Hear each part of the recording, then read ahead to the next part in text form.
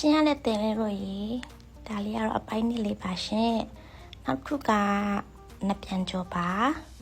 နပြန်ကြောလေးကလည်းကျွတ်ကျွတ်ရွာလေးပါစားလို့ကောင်းပါတယ်အဲ့ဒါလေးကလည်းတပိတ်သားပါရှင်အစိတ်သားစီလေးထုတ်လာပေးတယ်ပေါ့နော်နပြန်ကြောလေးပါ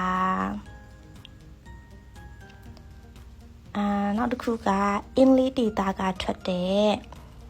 ပဲတစ်ကြောလေးပေါ့နော်ပဲတစ်ကြောလေးပါပဲတစ်ကြော2မျိုးရှိပါတယ်ဒါကတော့တစ်မျိုးပေါ့နောက်တစ်မျိုးကတော့ပဲတစ်ကြောနှစ်ပြန်ကြောလို့ခေါ်တယ်ပေါ့နော်ဒါလေးကတော့နှစ်ပြန်ကြောမဟုတ်ပါဘူးရှင်ပဲတစ်ကြောပါပဲနောက်ခုက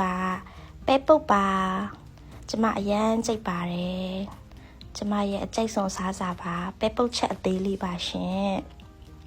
ပဲပုတ်ချက်လေးပါစားဖို့ကြလားရှင်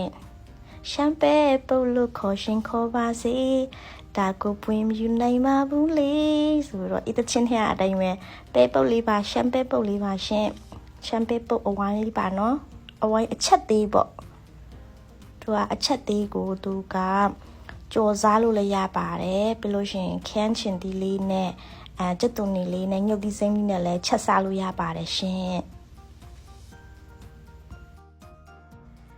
လေးကတော့ပဲပုတ်ချက်အကြီးဖြစ်ပါတယ်ပဲပုတ်ချက်အကြီးကိုကင်စားလို့လည်းရပါတယ်ကြော်စားလို့လည်းရပါတယ်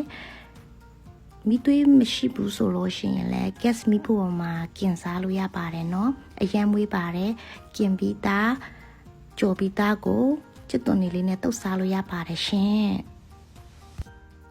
ဒါလေးကတော့ချင်းစော့ခါတီယူဖြစ်ပါတယ်ချင်းစော့ခါတီကိုအချောက်လမ်းပြီးတော့ယူထိုးထားတာလေးပါအချောက်လေးပါနော်ချင်းပြုံးလေးနဲ့စားလို့ကောင်းပါတယ်ချင်းစော့ခါတီယူလေးပါ